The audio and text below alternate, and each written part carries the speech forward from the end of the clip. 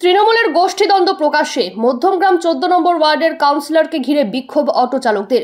মধ্যমগ্রাম পৌরসভার 14 নম্বর word Sahebbagan পাত্রপাড়ার auto ইউনিয়নের সহ সম্পাদকের সাথে স্থানীয় কাউন্সিলরের বচসা। অভিযোগ, দীর্ঘদিন ধরে অর্থের বিনিময়ে ওই স্ট্যান্ডে অটো চালানোর অনুমতি দেওয়ার চেষ্টা করছিলেন কাউন্সিলর সুশান্ত রায়। তাতেই বাধা দিয়েছে অটো ইউনিয়নের সহ সম্পাদক বিশ্বজিৎ। আজ সকালে কাউন্সিলরের বাড়ির সামনে থেকে অটো নিয়ে গেলে অটো চালককে দাঁড় করিয়ে তার গাড়ি থেকে চাবি তুলে নেওয়া হয় এবং দুপক্ষের বচসা শুরু হয়। অভিযোগ, এরপরই কাউন্সিলর অটো চালককে মারধর করে। এরপরেই স্থানীয় অটো চালকরা এসে কাউন্সিলরকে ঘিরে বিক্ষোভ দেখাতে থাকে। যদিও স্থানীয় কাউন্সিলরের অভিযোগ, অটো চলাচলের যোগ্য নয় এমন রাস্তা থেকে প্রতিনিয়ত অটো চালাচ্ছে এই চালকরা। বারবার বারণ করা সত্ত্বেও তারা কর্ণপাত করছে না।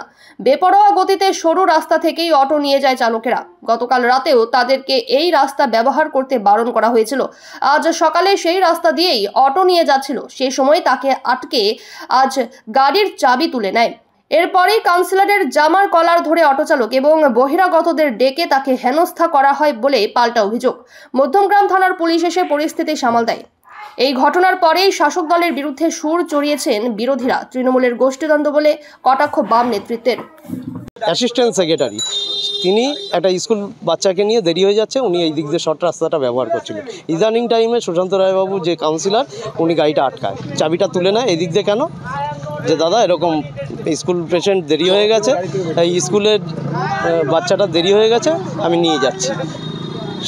চাবিটা তুলে নিয়ে ওনার জামাটা ছিঁড়ে দেয়, ওনাকে চত্থাবর মারে। তখন আমরা এসছি, এই হচ্ছে ওনার বক্তব্য।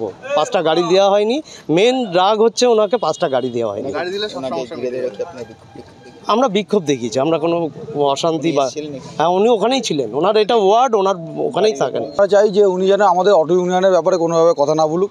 আমাদের উপর মহলের দায়িত্বের লোক আছে, ইউনিয়ন আছে, ইউনিয়নে যে বলুক। বামপাত দুনিয়ার বামপাত দিয়ে রেখেছে, 7-8 মাস রাস্তাটা বন্ধ করে রেখেছে। 2খানা গাড়ির জন্য 2-3খানা গাড়ি দিতে পারিনি তাদের, এই কারণে রাস্তাটা বন্ধ করে রেখে দিয়েছে। অন্য রাস্তা দিয়ে আমরা ইউজ করছি, রাস্তাটা বন্ধ করে রেখে দিচ্ছে। হ্যাঁ, তো অবশ্যই অর্থ ছাড়া গিয়ে চলে। সেই গাড়ি আপনারা নামাতে দেননি বলে। আর আজকে আমাদের উনি টোটোর প্রেসিডেন্ট, যার জন্য টোটোর ফেসিলিটি দেওয়ার জন্য অটোর রাস্তাটা বাজারটা খারাপ করে দিয়ে রাস্তাটা বন্ধ করে রেখে দিয়েছে। 24টা গাড়ি চলছে, উনি টাকা খেয়ে অনেক গাড়ি ঢুকিয়েছে। সেই গাড়ির প্রতিবাদে আমরা গাড়ি বন্ধ করে রেখেছি, তো ঢোকাতে দিচ্ছি না বলে সেই জন্যই আমাদের উপরে রাগ ছিল। তা আজকে সেই সুযোগে সদ্ব্যবহার করেছে। আমার গাড়ি চালানোকালীন আমাকে কলার ধরে আমাকে টানাহেঁচড়া করে মারধর করেছে, গাড়ির চাবি কেড়ে নিয়েছে। বলছে আমি বাঘ, আমি এখান থেকে গাড়ি চালাতে তোমার সব অটো বন্ধ করে দেবো।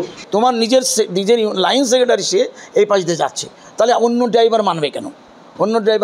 তখন বলার পরে এবার বলছে আমি এই পথেই যাবো। আমরা কী বলছি এই পথেই যাবো, মানে আমি তখন গাড়ির পাশেই রয়েছে, এ পথে যাওয়া যাবে না। এবার এসে গেছে, আজকে এখানে চলে যাও, নেক্সট কখনো যেন আমি না দেখি বলে আমি এই পথেই যাতায়াত করব। তখন আমি ওর গাড়ির চাবিটা আলো, তাহলে তুমি গাড়ি বন্ধ করো, তোমার ইউনিয়নে তারা আসবে, এসে ওরাই সিদ্ধান্ত দিয়ে যাবে কী হবে না হবে। তখন এবার গাড়ি যে চাবি তুলতে গেছি, তখনও আমাকে এই যে জামা দেখেন এখানে, এই যে আমাকে তখন জামা এখানে এভাবে ধরার পরে আমি বললাম যে গায়ে দিয়ে, তখন আমি ওকে ওই ড্রাইভার যে তুই বাইরে আয়, তখন ওকে গেঞ্জি ধরি, তখন গেঞ্জিটা ছিঁড়ে যায়। ওই ধাক্কা দেখে ঘুষি কোনো কিছুই হয়নি, এমনি ধাক্কা এবং হওয়ার পরে এবার ও তখন ওর ইউনিয়নের মানে সোদপুর বলেন, গোলা বলেন, চৌমাথা বলেন, যত ইউনিয়নের যত অটো ড্রাইভার আছে তাদেরকেও খবর দিয়েছে ইউনিয়নগতভাবে। ওরা সব এসে গেছে, তখন এসে ওকে আমাকে একটা হ্যাকেল করেছে। কেউ গায়ে হাত দেয়নি, গায়ে এমন চেল্লাচেল্লি গালিগালাজ থেকে আমার বিক্ষোভ দেখিয়েছে। এবং এই সুযোগে যারা মানে অসামাজিক কার্যকলাপ করে তারাও অ্যান্টি সোশ্যালগুলোও ওর মধ্যে ঢুকে গেছে। অ্যান্টি সোশ্যালগুলো মানে 2-4টে কেস আছে, এরম ছেলেরাও ঢুকে গেছে। কারণ গত লোকসভা ইলেকশনের সময় আমার নিজের ফ্লেক্স পুড়িয়েছে, আমার বাড়ির গ্রিল ভেঙে ডাকাতি করার চেষ্টা করেছিল। আমি তাদের নামে থানা এফআইআর করার পর ওদের নামে কেস হয়, সেই লোকগুলোও ঢুকে গেছে মানে টোটালটাই ঢুকে যে মানে আমাকে একটা হ্যাকেল করার চেষ্টা করে। তারপর আমি মোটামুটি আমি থানায় জানাই বিষয়টা, জানার পর পুলিশ গাড়ি এসে মোটামুটি ঠান্ডা হয়, এই আর কি। আর যে ড্রাইভারটার সঙ্গে প্রথম আমার সূচনা হলো, এই ড্রাইভার অটোটাও আমার নিজের হাতে দেওয়া। মধ্যমগ্রামের এই যে টোটোর যে গন্ডগোলে প্রথম নয়। আমরা যদি দেখি কিছুদিন আগে আমাদের বাদু রোডের এই যে অটো স্ট্যান্ডের যিনি সেক্রেটারি আইএনটিটিউসি কুমারেশ চক্রবর্তী, তিনিও লক্ষ লক্ষ টাকার বিনিময়ে বেআইনিভাবে নতুন গাড়ি ঢোকাবার চেষ্টা করেছিলেন। শ্রমিকরা বিক্ষুব্ধ হয়ে ওনাকে মারধর করে এখন তাড়িয়ে দিয়েছে।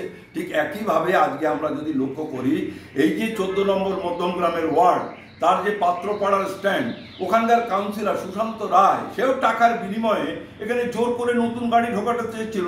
আর এই যে আইএনটিইউসির নেতারা তারা বিরোধিতা করেছে, বিরোধিতা করার ফলে তাদের মারধর করেছে। এইবারে সমস্ত শ্রমিকরা বিক্ষুব্ধ হয়ে এখন কাউন্সিলরকে তাড়া করেছে, এখন উনি গৃহবন্দী হয়ে রয়েছেন। সুতরাং লক্ষ লক্ষ টাকার বিনিময়ে গোটা মধ্যমগ্রাম জুড়ে এইভাবে টোটো আর অটো ঢোকানো হয়, এর পিছনে আমাদের বিধায়ক মধ্যমগ্রামের যিনি খাদ্যমন্ত্রী, তার নামও জড়িয়ে গেছে।